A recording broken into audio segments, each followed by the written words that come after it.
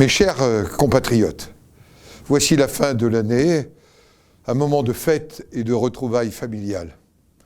Temps aussi de faire une rétrospective et de porter un regard sur l'avenir. 2021, la crise sanitaire aura marqué une fois encore l'année, mais le vaccin, accompagné des gestes barrières, permet de se protéger. Un grand merci à celles et ceux qui sont en première ligne, pour certains depuis bientôt 2 ans, pour soigner, accompagner, vacciner, réconforter. 2021, c'est l'assassinat aussi de Stéphanie Monfermé à l'hôtel de police de Rambouillet et du père Olivier Maire à Saint-Laurent-sur-Sèvre. 2021, ce sont de terribles inondations chez nos voisins belges et allemands et dans le sud-ouest de notre pays, qui nous rappellent que la question climatique doit nous mobiliser. Le Sénat y a contribué à la COP26 de Glasgow à l'automne. 2021, c'est l'arrivée d'un nouveau président à la Maison-Blanche, Joe Biden.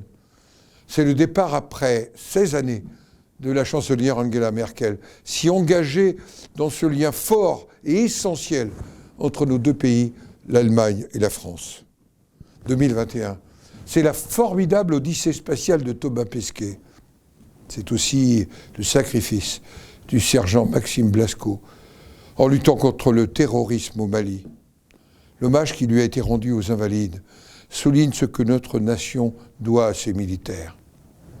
2021, une année de démocratie territoriale qui a vu le renouvellement de nos assemblées régionales et de nos conseils départementaux.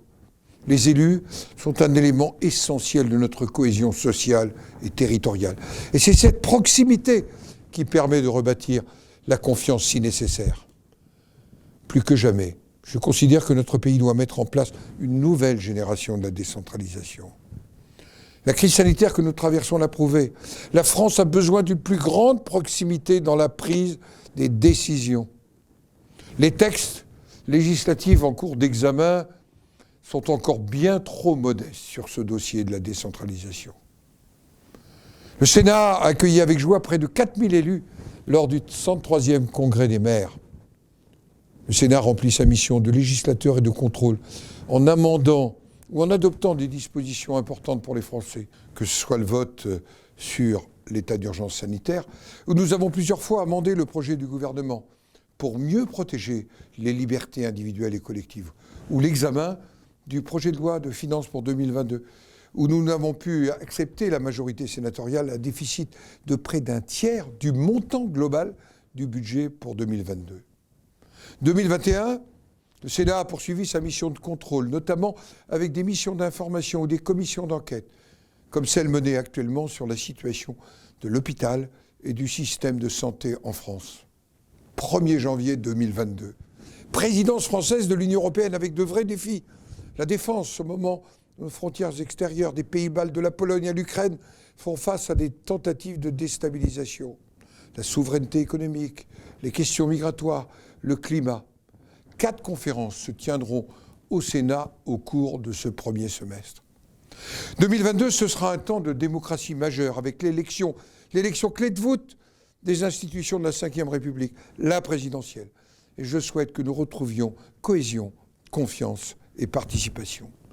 Juin 2022 verra l'élection d'une nouvelle Assemblée nationale et le Sénat, lui, assurera la continuité. Ce sera l'occasion de montrer combien le bicamérisme est essentiel à l'équilibre de nos institutions.